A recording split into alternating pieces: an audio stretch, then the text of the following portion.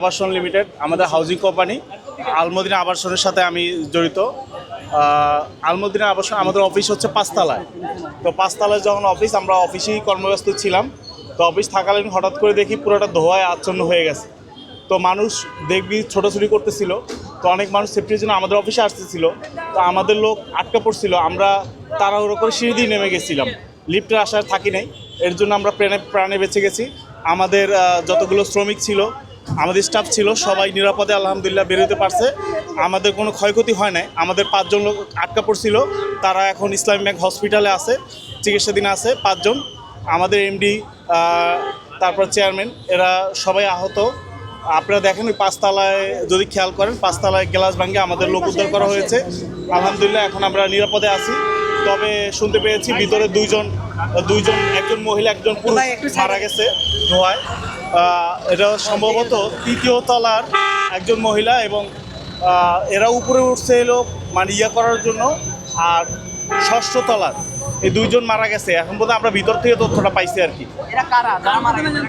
এখন মহিলা পুরুষ মারা গেছে, এটা কার মাধ্যমে মানে কারা এটা বলা, চিহ্নিত করা খুব কষ্টকর। কারণ মানে এটা তো আসলে এই বিল্ডিংয়ে প্রায় 200-300 মানুষের আনাগোনা।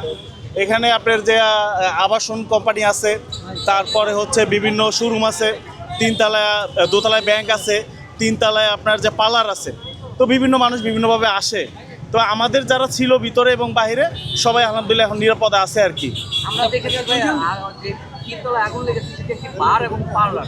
হ্যাঁ, আগুনের সূত্রটা কিভাবে হতে পারে? বারের মধ্যে পার্লারের থেকে আগুনটা লেগেছে। আগুনের সূত্রপাতটা আসলে আপনার কিভাবে হতে পারে, এটা তো আসলে একটা তদন্তের বিষয়।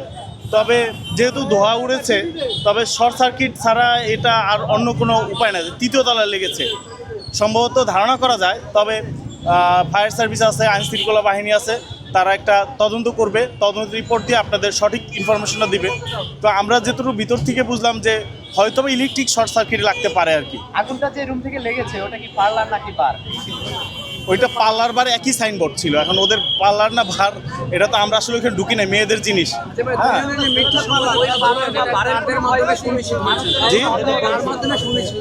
জি, আগুন লেগেছে আমাদের।